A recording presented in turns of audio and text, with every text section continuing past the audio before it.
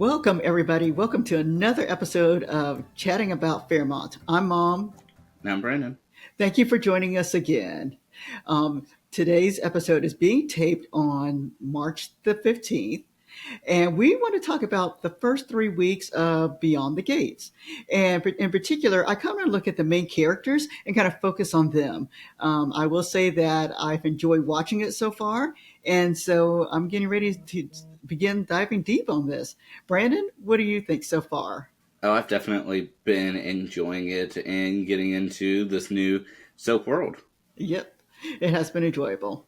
All right, so let's talk first about the main characters in here. There's a main family named the Duprees, and the main characters being from the Duprees, the parents, Vernon and Anita, and their two children, Danny and Nicole. And I kind of want to talk about each of them individually.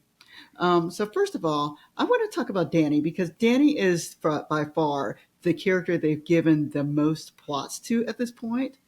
And so now I just wanted to kind of dive deep into her a little bit. Danny so far is like I said, the daughter of the Duprees, and she is recently divorced from her husband Bill, her ex-husband Bill. But Danny is actually an intriguing character because she is one that's kind of, to me, kind of disturbed, and she seems to be the character that doesn't know how to handle her divorce, in the sense that she still has feelings for her husband or ex-husband, as so she claims, and she's doing everything in her power in order to remain in his life, even though he is remarried. Um, and so, as a character, it is one that's kind of disturbing because she doesn't know how to get over her ex-husband. And so when we left it on this Friday, she was in his house, drunk and passed out, while he was on his honeymoon, but yet he's on his way home. She's already tried to kill her ex-husband, his new wife. She has been arrested because of him. I mean, she is sneaking around, but yet at the same time, she is sleeping with her nephew-in-law. So anyway, so she's just the intriguing character for me. Brandon, what are your thoughts about Danny? Yeah, definitely intriguing is an understatement for her. And yeah, she definitely is a bit of a wild card, but predictable wild card in that she keeps claiming that she's going to get over it, that she's over it, and so on, that she's waiting for some type of magical day. And from the looks of it right now, it looks like she truly, I guess, had a dream wife and gave it all away to marry Bill. And so now that Bill's gone, I guess she regrets that she didn't have a life. And so, only way to get a life now is to be in charge of both of her children's lives and get back into Bill's life. Yeah, that seems to be what's going on. And she's at this point now where she says she's regretting giving up her career. She's kind of hovering over one of her daughters in regards to her modeling career. And so, Danny's just a character. And then also, Danny's actually funny at the same time, which is kind of fun to watch in that sense, that her personality kind of makes you giggle at times, but at the same time, you could tell that the character has some issues. Anything else that you'd like to add in regards to her?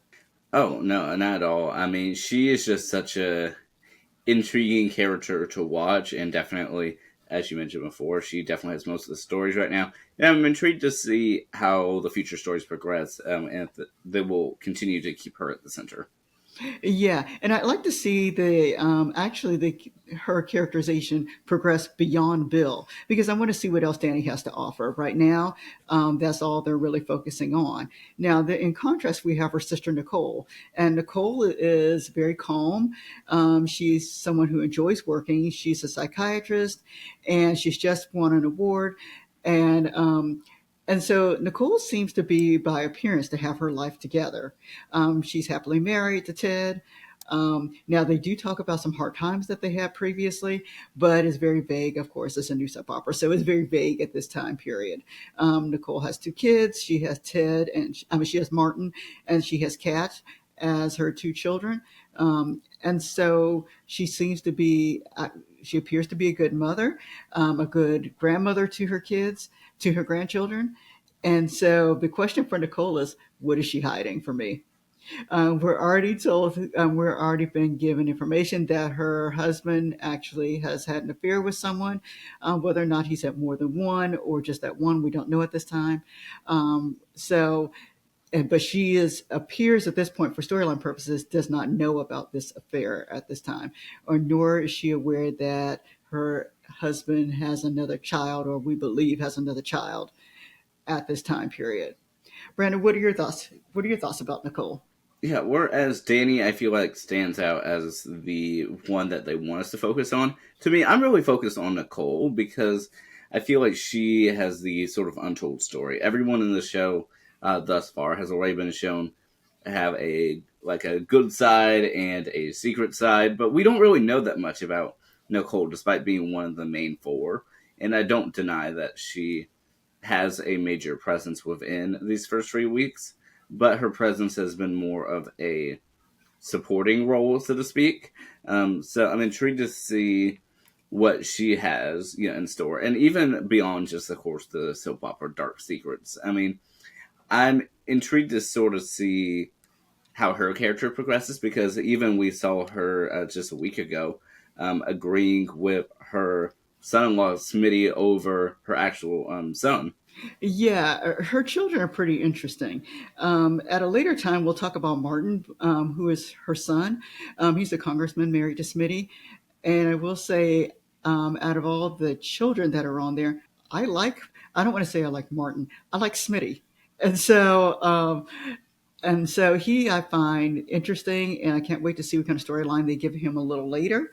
But but yeah, so Nicole is one that I think I want to watch because I'm really looking forward to seeing what kind of storyline they do give her, and hopefully it's something that's kind of juicy that goes along with it.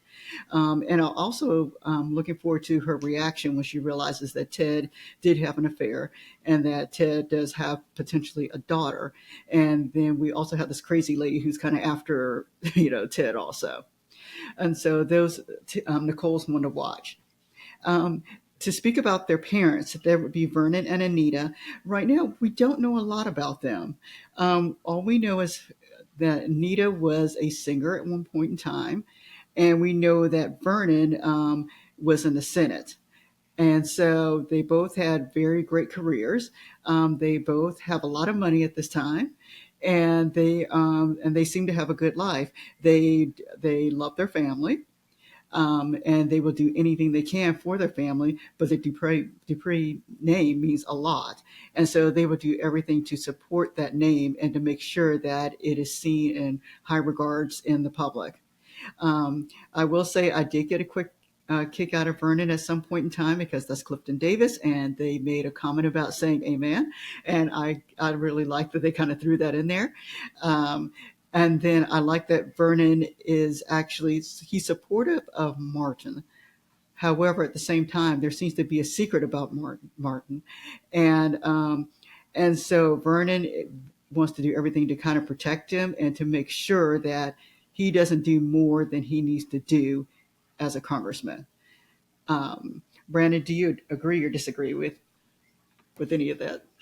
Oh yeah, I mean, I think what's so interesting is over these 3 weeks we found there are different dynamics with their different family members and the public, and so for Anita, the EGOT, it seems nothing can get to her, but she's very tough on Danny. But yet, on the other hand, in Vernon's eyes, it seems like Danny could do no wrong, but he is tough on Martin, his grandson. So I found that sort of an interesting dynamic. That, like I said, Vernon doesn't seem to really hold grudges against even people like Bill for the most part. I mean, he doesn't like what he's doing to the family, but yet he still is willing to invite him into the house. But but Martin, you know, he gets a stern staring at. Yes, he does. He does get a stern staring at. And so far, we've also learned, just in general about this family, that reputation and family name is incredibly important. We know that they actually have a sense of humor. And I like the way they kind of use that sense of humor. And this is, I'm talking about the four in general. I like the way they use the sense of humor with each other. And they're also even able to make fun of each other and what's going on with them. Um, they do talk about each other, but it's like all families. Um, but what's interesting is though, even though some of them are married, they consider their spouses to be on the outside. Even though they've enveloped them and invited them into the family and they do love them, whenever there's a family meeting, even though spouses might be there, you could tell that they really don't want them there. The spouses are, and by that I mean like maybe Ted or Naomi's husband Jacob, they're considered basically the outside of the family, or at least in my perspective, it seems like they are considered outside of the family. All right, Brandon, did you notice anything like that? Well, first of all, to comment on what you were saying, what's so interesting about that whole spouses thing is, of all the spouses, even though the rule still applies to him, out of all of them, I feel like the one that seems most welcome is Smitty. And then to comment a little bit too is that for Nita and Vernon, which they repeatedly refer to as the Grands, is that they don't seem to be in every episode, even though they have a presence in it. Yeah, their presence is felt regardless as if they're not in the episode. And I'll even give the same for Nicole and Danny. On episodes that they're not in, their presence seems to be there. And so I think they've done a good job of creating this core family and to show how important they are to the series in itself. All right, Brandon, I want to switch gears a little bit if you'll let me. And I want to talk about looking ahead a little bit and still dealing with characters, but the four characters that kind of intrigued me altogether. Like I said, it's been 3 weeks, and so I've been kind of looking to see what characters kind of intrigue me and want to learn a little bit more about. And I've talked about Martin, and Martin, of course, is the son of Nicole and Ted. And he's a congressman, and he's married to Smitty. I'm intrigued by Smitty. I really, really like Smitty. Um, I don't understand why Martin does not want Smitty to work. I mean, I know it has to do with the fact that he's an investigative reporter, but I think it goes beyond that a little bit. And so there's something that went on that I'm sure that will come out later in regards to why he does not want Smitty to work. Martin actually has a deep, dark secret, and they've referred to this several times in the show. And so I'm actually looking forward to seeing what Martin's deep, dark secret is because he's not able to sleep because of this secret. Um, I was happy to see they finally showed their children because they have talked about their children. And then finally they just kind of showed up. And they were much older than I thought they'd be. And so even the children acted like they were surprised why they didn't understand why Smitty could not work, or why Martin didn't want him to work. And so I'll be interested to see how that happens. Vernon did have a conversation with him in regards to running for president. Apparently, that's something Martin wants to do, and Vernon referred to a secret too. And so I'd like to see how this kind of all fits in together. Brian, your thoughts about Martin and Smitty? Yeah, and to add on to his fervor is it doesn't, at least at to the surface that we know of right now, it does not appear that anyone else in the family fully knows about Martin's secret, but Bill knows. Yeah, Bill knows and Vernon knows.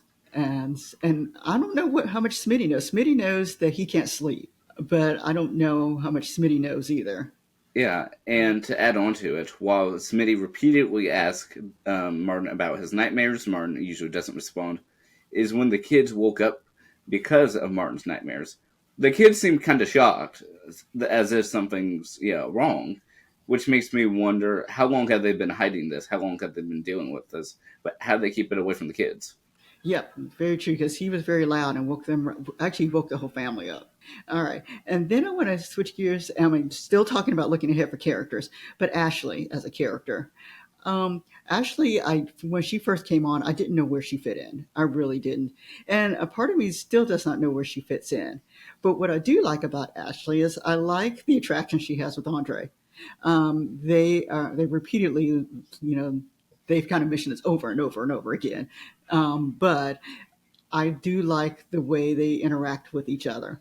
And so, in that regard, I like Ashley on here. And I don't know if Ashley's just kind of the person who needs to be a nurse because it does take place in a hospital. They do need it. I mean, there are some scenes that do take place in a hospital, and so they do need to have some sort of nurse there.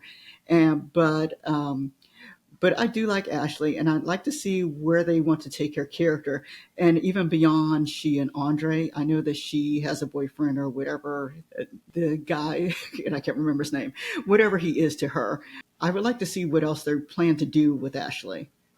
Brandon, do you have any thoughts on Ashley?